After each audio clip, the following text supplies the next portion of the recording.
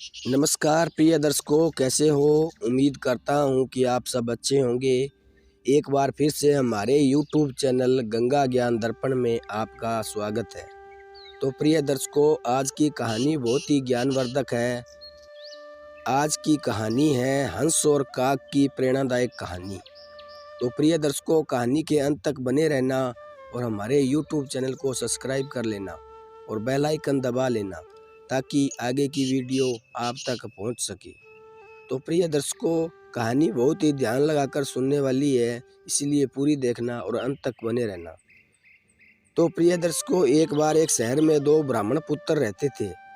एक गरीब था तो दूसरा अमीर। दोनों पड़ोसी थे। गरीब ब्राह्मण की पत्नी उसे रोज ताने देती, झगड़ती। एक बार पूर्णिमा के दिन गरीब ब्राह्मण पुत्र अपनी पत्नी के रोज रोज झगड़े से तंग आकर जंगल की ओर चल पड़ा। यह सोचकर कि जंगल में शेर या कोई मांसाहारी जीव उसे मारकर खा जाएगा। उस जीव का पेट भर जाएगा और मरने से वो रोज रोज की झिक झिक से मुक्त हो जाएगा। जंगल में जाते जाते ही उसे एक गुफा नजर आई। वो गुफा की तरफ जाता है। गुफा में एक शेर सोया होता है और शेर की नींद में खलल न पड़े इसके लिए हंस का पहरा होता है। हंस जब दूर से ब्राह्मण पुत्र को आता देखता है तो चिंता में पड़कर सोचता है, ये ब्राह्मण आएगा, शेर जागेगा और इसे मारकर खा जाएगा। पूर्णिमा के दिन मुझे पाप लगेगा, इसे बचाएं कैसे। उसे एक उपाय सूझता है और वो शेर के भाग्य की तारीफ करते हुए कहता है, ओ जंगल के राजा, उठो जागो, आज आपके भाग खुले हैं। पूर्णिमा के दिन खुद विप्रदेव आपके घर पधारे हैं। जल्दी उठें और इन्हें दक्षिणा देकर रवाना करें। आपका मोक्ष हो जाएगा। ये दिन दोबारा आपकी ज़िंदगी में शायद ही कभी आए। आपको पशु योनि से छुटकारा मिल जाएगा। शेर दहाड़ कर उठता है। हंस की बात उसे सही लगती है और पहले से शिकार किए हुए मनुष्य के गहने थे, वे सब के सब उस ब्राह्मण के पैरों में रख कर शीश नवाता है, जीभ से उनके पैर चाटता है। हंस ब्राह्मण को इशारा करता है कि विप्रदेव से ये सब गहने उठाओ और जितना जल्दी हो सके वापस अपने घर जाओ, नहीं तो ये सिंह है, कब इसका मन बदल जाए कुछ नहीं कहते। ब्राह्मण बात समझता और घर लौट जाता है। उसके पड़ोसी अमीर ब्राह्मण की पत्नी को जब सब पता चलता है तो वो भी अपने पति को जबरदस्ती अगली पूर्णिमा को जंगल में उसी शेर की गुफा की ओर भेजती है। अब शेर का पहरेदार बदल जाता है। नया पहरेदार होता है कौवा। जैसे कौवे की प्रवृत्ति होती है, वो सोचता है बढ़िया है, ब्राह्मण आया है, शेर को जगाऊं, शेर की नींद में खलल पड़ेगा और गुस्साएगा, ब्राह्मण को मारेगा तो कुछ मेरे भी हाथ लगेगा, मेरा पेट भर जाएगा। ये सोच वो कौवा कांव कांव चिल्लाता है। शेर गुस्सा हो जाता है। दूसरे ब्राह्मण पर उसकी नज़र पड़ती है। उसे हंस की बात याद आ जाती है।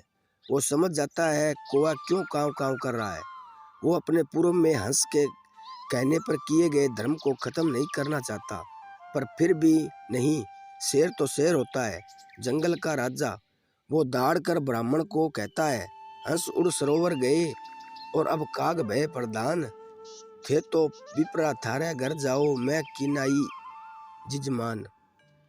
अर्थात हंस जो अच्छी सोच वाले, अच्छी मनोवृत्ति वाले थे, उड़ के सरोवर यानी तालाब को चले गए और अब कौवा प्रधान पहरेदार है जो मुझे तुम्हें मारने के लिए उकसा रहा है। मेरी बुद्धि घूमे उससे पहले ही हे ब्राह्मण यहाँ से चले जाओ। शेर किसी का जजमान नहीं हुआ है, वो तो हंस था जिसने मुझ शेर से भी पुण्य करवा दिया। दूसरा ब्राह्मण सारी बात समझ जाता है और डर के मारे तुरंत प्राण बचाकर अपने घर की ओर भाग जाता है।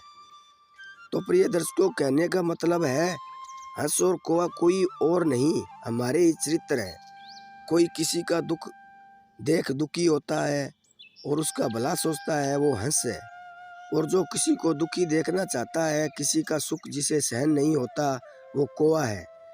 जो आपस में मिलजुल भाईचारे से रहना चाहते हैं, वे हंस प्रवृत्ति के हैं। जो झगड़े कर एक दूसरे को मारने लूटने की प्रवृत्ति रखते हैं, वे कौवे की प्रवृत्ति के हैं। अपने आसपास छुपे बैठे कौवे को पहचानो, उनसे दूर रहो। जो हंस प्रवृत्ति के हैं, उनका साथ करो। इसी में आपका व हम सब का कल्याण छुपा है। तो प्रिय दर्शकों, मुझे बताने की ज़रूरत नहीं है हंस और कौवे में क्या फ़र्क होता है, क्या उसकी प्रवृत्ति में फ़र्क होता है, आपको पता होगा। तो प्रिय दर्शकों, आज की कहानी आपको कैसी लगी? उम्मीद करता हूँ कि अच्छी लगी होंगी। तो मिलते हैं अगली कहानी में, तब तक अपना ख्याल रखना। जय श्री कृष्णा, धन्यवाद।